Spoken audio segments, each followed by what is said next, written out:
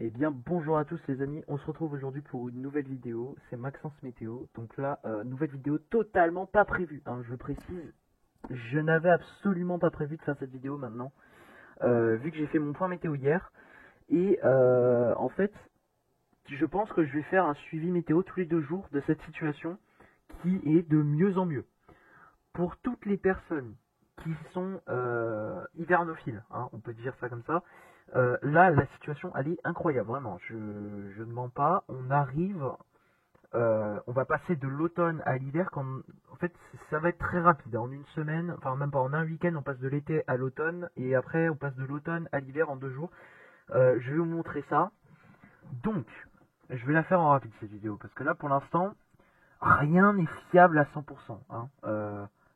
On est passé dans la deuxième catégorie. Moi, j'appelle la deuxième catégorie. En fait, ça, pour moi, c'est la catégorie fiable de GFS.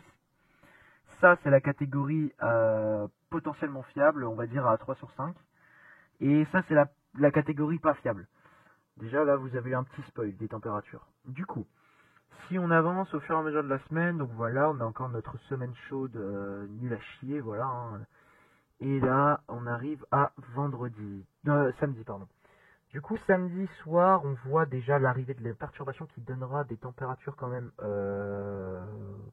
potentiellement fraîches à froides, hein, sous une perturbation, ça. Oui, là, on arrive vraiment en automne. Donc voilà, à 8 heures déjà, dans l'est et le centre, on ressentira un coup de frais, mais là, rien de nouveau. On a déjà eu ça fin septembre et début octobre. C'est la suite qui est intéressante. Donc du coup, si nous regardons là, nous avons après l'après-midi, nous allons bloquer à 11 degrés avec un flux orienté nord. Hein. Là, un vent de nord magistral. Non, pas mal. Non, non, excusez-moi. Un vent de nord magnifique, pas excessivement puissant. Il n'y a rien d'excès, il n'y a rien d'anormal, juste le vent de nord. Le vent de nord comme on l'a en hiver, un vent de nord pur et dur qui va faire ce qu'il sait faire de mieux, ramener le froid. Donc, si on continue, donc on était où là? On était à dimanche, du coup voilà dimanche après-midi. Dans la soirée, 8 degrés, dans la nuit, 7. Déjà, lundi matin, alors, il y a des modèles qui commencent à avoir des gelées. Hein, je pense beaucoup à Icon. Il me semble qu'il voit des gelées. GFS prend encore des pincettes, mais c'est par la suite que GFS devient plus intéressant. Donc je montrerai aussi Icon.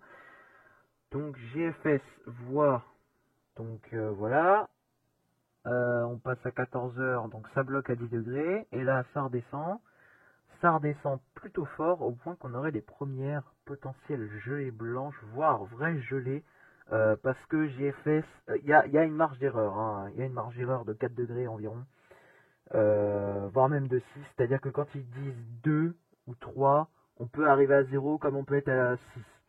En fait, tout dépendra de si on a une nuit étoilée ou une nuit couverte, par exemple. Plus couverte que prévu, ce sera plus doux, parce que la température n'arrivera pas vraiment à chuter. Plus étoilé, enfin, moins c'est nuageux, plus il fera frais. Froid même, en l'occurrence actuellement. Du coup, là, on a pour lundi dans la soirée, là, voilà, donc du coup, mardi matin, première potentielle gelée. Mardi après-midi, ça bloque à 10, 11.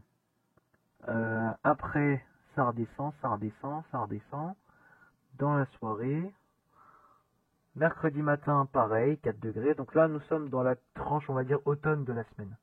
Et là, ça devient plus intéressant, parce que mardi à 20 h, là, à 2 h du matin, et voilà. Donc là, jeudi. Penchons-nous sur le cas de jeudi. Première véritable gelée prévue par les modèles, dès jeudi. Si on continue.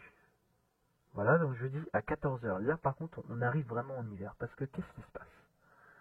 Nous avons des premières gelées le matin dans le centre et l'est. Et l'après-midi, à 14 h. On ne dépasse pas les 10 degrés dans plusieurs secteurs. Du Grand Est, la partie Est du Grand Est, et l'Allemagne. L'Allemagne, retenez bien, parce que l'Allemagne, elle est sous une perturbation, du coup. Je vous montre après les perturbations. Ici, là, la perturbation bloque les températures en Allemagne, et le vent, toujours, bloque les températures en Alsace-Lorraine. Ce qui fait que par exemple, chez moi, il fera entre 6 et 7. Et là, du coup, nous sommes dans des normales de novembre, voire même de décembre par la suite. Donc là, par la suite, ça devrait chuter la nuit. Donc là, voilà, ça devrait chuter. Alors, si vous voyez là du -4 dans le centre, voire dans le centre, dans la partie nord du sud, et du 3 à 4 degrés ici, honnêtement, j'ai pas vraiment d'explication à part le fait qu'il y aura peut-être des nuages bas ou des brouillards qui passeront et qui du coup limiteront le rayonnement de la Lune. Ou alors c'est juste ça va bouger et ça va se réformer. Mais voilà, ça devrait geler en grande partie sur la moitié nord. Sur la partie centre et sud, hein, on sera vraiment pas loin, hein, 5 degrés, 7 degrés à Marseille et directement derrière, du -9 dans les Alpes, ça y est, hein, là c'est lancé. Du coup, voilà, vendredi. Pour le premier matin des vacances, voilà, des gelées dans l'Est, le centre-Est et la Bretagne-Normandie. Parce que 1 degré, je pense qu'en Bretagne et en Normandie, si c'est assez exposé, c'est des gelées blanches.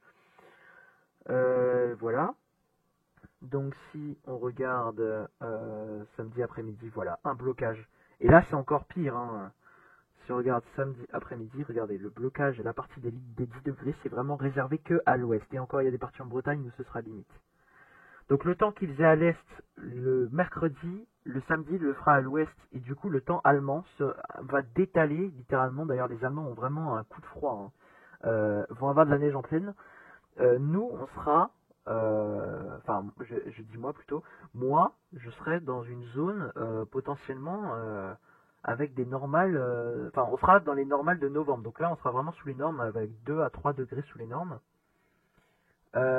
Du coup le soir ça va regeler, et là une gelée bien généralisée, bien comme il faut, hein, une vraie gelée là, jusqu'en Bretagne, voilà, de partout. Et du coup après, donc la gelée se termine, il est 20h, voilà. Et là, du coup, il y aurait une espèce de remontada. Mais voilà, la remontée des températures n'est pas encore actée, hein. Dans une optique normale où on sait que de toute façon le froid il est limité, on aurait en fait du froid de basse couche le matin et l'après-midi plutôt l'anticyclone qui reprendrait le dessus. Voilà. Donc voilà, ça c'est la fin de semaine prochaine, on pourra arriver en hiver. Mais si on regarde les perturbations du coup pour jeudi 14, jeudi 19, pardon, désolé. Jeudi 19, regardez. En Allemagne, il neige en pleine. Là. Tout dépendra de l'endroit, hein, et ça se jouera au degré près, mais encore. Là, il neigera dans les Vosges. Il neigera dans les Vosges à basse altitude, hein, jusqu'à Épinal, et ça descendra presque en Alsace. Voilà, donc après, il y aurait, en fait, voilà, ce qui explique le redout, c'est le retour du flux océanique, je pense. Mais là, on a vraiment, donc du coup, la perturbation qui bloque les températures. Après, l'arrivée de l'automne. Et pour finir, la perturbation qui pourrait, là vraiment en Allemagne, il y aurait de la neige en pleine, peut-être potentiellement même un épisode neigeux dans le nord-est de l'Allemagne, au-dessus de Berlin. J'ai vu quelques possibles centimètres de neige tout à l'heure, en pleine. Voilà, donc je voulais aussi vous montrer CEP, donc CEP plus fiable à long terme, qui voit quelque chose d'intéressant. Donc là, nous avons ce qui va se passer au fur et à mesure de notre semaine. Voilà. La semaine étant terminée, donc là, nous avons le fameux vent de nord qui arrive. Et là, qu'est-ce qui se passe? L'anticyclone remonte. Au fur et à mesure de la semaine, l'anticyclone remonte. Et là, qu'est-ce que nous voit CEP? Vous le voyez? Un drain froid. Alors, ça, on avait eu un scénario similaire il y a de mémoire 1 an, voire 2 ans, que ça avait flop, et c'était à peu près en mi-novembre, un drain froid beaucoup plus gros que celui-là qui devait descendre jusqu'en France, et qui au final est descendu jusque Allemagne, Autriche. Donc on n'était pas loin, mais du coup on est passé à côté d'une potentielle vague de froid précoce avec de la neige. Enfin bref, à l'époque c'était vraiment, je me rappelle, c'était vraiment important et au final, on n'a rien eu.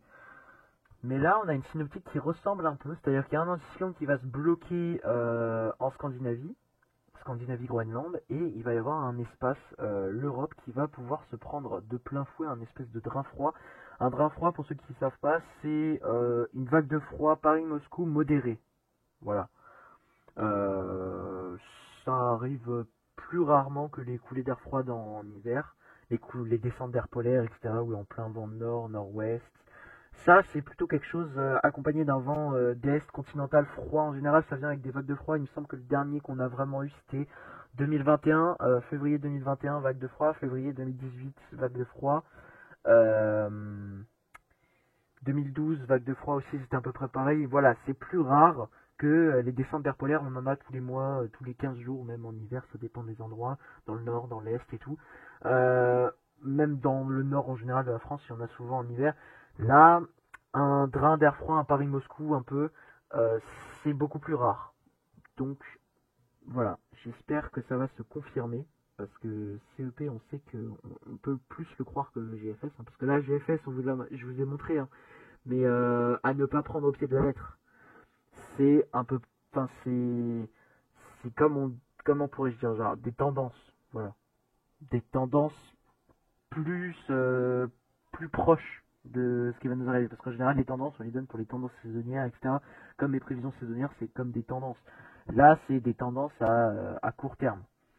Mais du coup, oui, CEP voit possiblement quelque chose de plus intéressant encore que GFS, parce que si ça arrive jusqu'en France, pourrait déjà y avoir des épisodes neigeux dans toute l'Europe centrale, même jusqu'à basse altitude, voire en plaine. Et il pourrait y avoir un sacré coup de froid, voire même un hiver précoce, un micro-hiver précoce en France. Parce que vous voyez, CEP voit ça, mais GFS il voit pas du tout ça. GFS, il voit quelque chose dans le genre, mais en fait, ils sont tous les deux d'accord à partir de l'anticyclone monte. Voilà.